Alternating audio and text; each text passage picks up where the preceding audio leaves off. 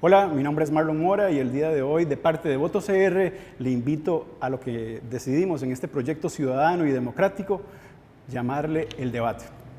Bienvenido, don Rolando, un placer estar con usted. Muchas gracias, Marlon. Un privilegio compartir con este medio. Como le comenté, la idea de nosotros es llegar a todas las juventudes y a todas nuestras audiencias para poderles comunicar cuáles son los problemas país.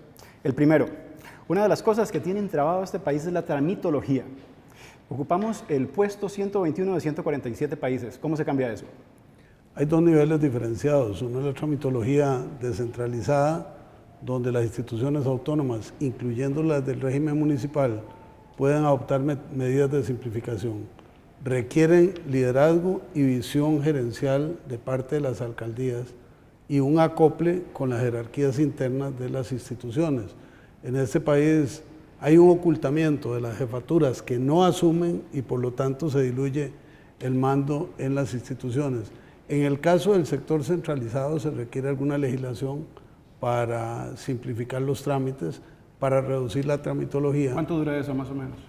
Eso debería llevarse el próximo gobierno. Quien diga que lo hace antes, dichoso porque tiene la ilusión, pero no sabe lo que es la administración. Entonces vamos a seguir con un país donde la tramitología nos ubica en el top 10. No vamos a seguir con un país así porque ya hay antecedentes de la administración de Laura Chinchilla y de la de Luis Guillermo que han empezado a dar resultados concretos. Pero ¿cuál es el ejemplo, o tal vez el mejor ejemplo que podemos darle a la gente? Creo que la eliminación de trámites en papel para hacerlos digitales, la descentralización del trámite de las licencias, las pruebas de manejo fuera de San José, son opciones que han venido a reducir tramitología y por lo tanto corrupción. ¿Y tal vez visto en alguna concesión en específico? No, en materia de concesiones o de licitaciones más bien, yo creo que el país tiene que llegar a un modelo que si respetar la ley haga que la mesa o el piso sea parejo para todo el mundo. Hoy las licitaciones que son tan gravosas porque comen tiempo y comen plata están en muchos casos adecuadas a la conveniencia de determinadas empresas o intereses. Ahí la tramitología tiene un valor no solo de tiempo sino pecuniario para el país. La Contraloría General de la República y los ministerios correspondientes deberían establecer criterios pares que le permitan a todo el empresariado participar en plazos cortos. Estoy como suscribiente del proyecto que presentó la Contraloría para que las ratificaciones se hagan en las instituciones y no en la Contraloría. Ese es otro paso concreto en simplificación de trámites. El déficit fiscal es un dolor de cabeza. Definitivamente no se resuelve por la vía sencilla ya. Si el déficit fiscal está en esas circunstancias, vamos a tener que apretar el consumo. ¿Usted está de acuerdo con eso? El déficit tiene, a mi juicio, varios componentes. Uno, hay un tema de defraudación fiscal. Acabamos de aprobar la ley contra el fraude fiscal. Será un instrumento que dará resultados en los próximos 2 o 3 años progresivamente. Dos, persiste una doctrina de contrabando que los gobiernos distintos no han podido solventar. Me parece que ahí hay que hacer una concatenación con la gente que sabe de aduanas dentro y fuera del Ministerio de Hacienda para reducir el tema de contrabando. 3, en materia de empréstitos, Costa Rica no puede seguir adquiriendo créditos y pagando comisiones por recursos que no ha recibido y obras que no ha iniciado. Ese es un boquete importante que hay que enfrentar. 4, gasto público en general. Me parece que hay que llegar a un nivel de racionalidad, pero participativo. El verticalismo de que yo digo, cierro, corto, elimino, suprimo, que algunos políticos quieren desarrollar, no solo es atentatorio contra la estabilidad del empleado público, sino que es ofensivo para la idiosincrasia costarricense. De estos 4 que me mencionan, veo que en la práctica todos los tenemos identificados, pero el tema es cómo lo hago, cómo de una vez por todas, si el déficit fiscal va a seguir subiendo y subiendo y subiendo, ¿cómo voy a hacer para provocar en la gente esa seguridad de que no le van a tocar el bolsillo? Porque al final la ciudadanía es la que va a sufrir.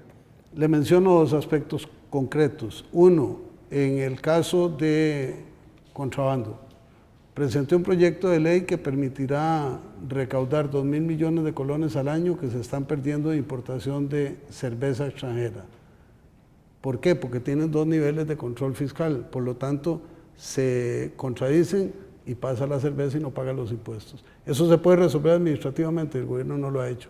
Yo presenté el proyecto de ley. 2. Pero un proyecto, Rolando, dura alrededor de 7 años en la Asamblea. Depende, el de adecuación de contrabando, que fue una iniciativa mía, que después me firmó también Otón Solís, que pasaba otra vez de 50.000 a 5.000, el umbral impositivo, igual al resto de Centroamérica, lo pasamos en 8 o 10 meses. Entonces depende del trámite y del sentido que tenga.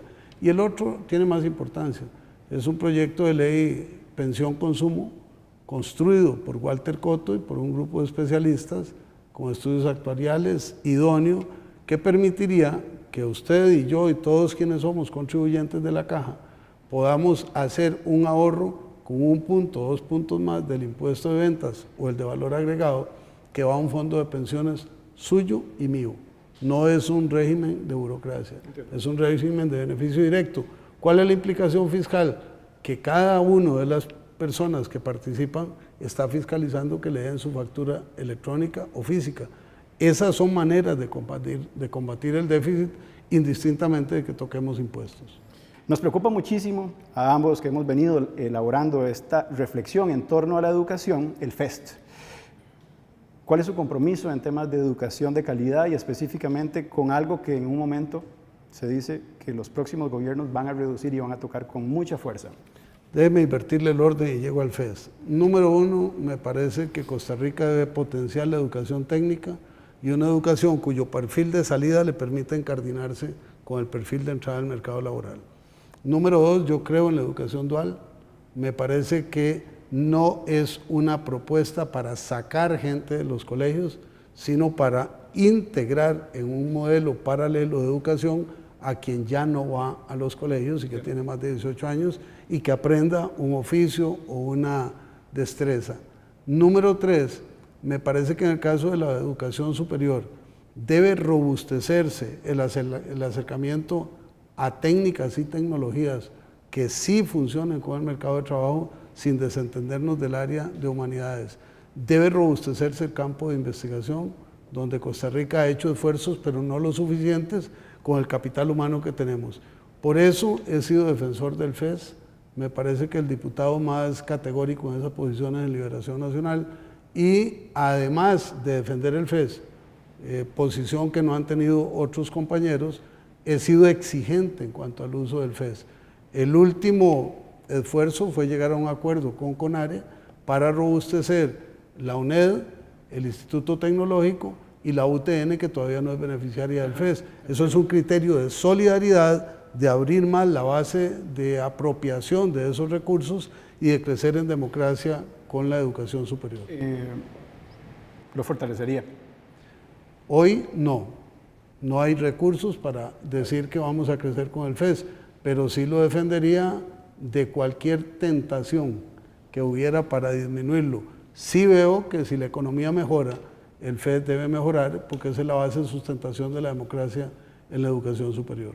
De sus adversarios, don Rolando, ¿cuál es la persona más íntegra? Yo, que soy adversario mío, tengo que vencerme todos los días. Mis limitaciones, mis carencias, tengo que superarlas. Entonces, yo tengo una contienda conmigo cada día.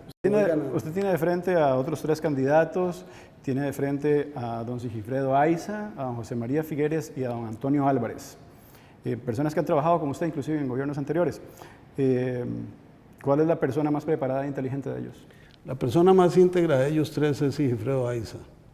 La persona más preparada no está entre ellos 3 porque son fuertes en particularidades. No hay una visión integral que establezca una diferenciación. ¿Y en qué particularidades, por ejemplo? En el campo de la solidaridad social y de la medicina, Sigifredo Aiza. En el campo de tecnologías y ambiente, José María Figueres. En el campo de la producción de banano y de materia financiera, Antonio Álvarez. Don Rolando, todas estas reflexiones que usted nos ha dado también nos pueden llevar a una pregunta en negativo. Entonces, ¿cuál es el más peligroso para este país? Yo no los veo como peligrosos. Los veo como personas que pueden aportar en un sentido y disminuir en otro sentido. Me parece que José María tiene fortalezas a nivel internacional, ha perdido el vínculo con el país y eso incide en su percepción de la realidad, lo que intenta compensar caminando y hablando con la gente, lo que es una estrategia inteligente. Antonio es un ejecutivo clásico, es un hombre que ve la vida en línea vertical, muy ejecutivo, muy pragmático, le falta la sensibilidad para acoplarse con la base social de este país. Sigfredo es un estudioso de su campo, tiene como una visión periférica un poco más restringida porque ha hecho un desarrollo profesional y político más ubicado en la región de Guanacaste, aunque tiene potencialidades para crecer en todos los campos. Esta es la primera jornada, esta es la jornada de precampaña que le traemos a ustedes con don Rolando González, precandidato del Partido de Liberación Nacional y que hoy nos ha hablado de algunos problemas país que tenemos. Esperamos poderlo tener de vuelta en algún otro momento conversando en profundidad sobre estos temas que hoy por hoy nos preocupa tanto a nosotros como labor ciudadana y de democracia que hacemos. Muchas gracias por estar con nosotros. Mucho gusto. Quedamos con el trompo arrollado.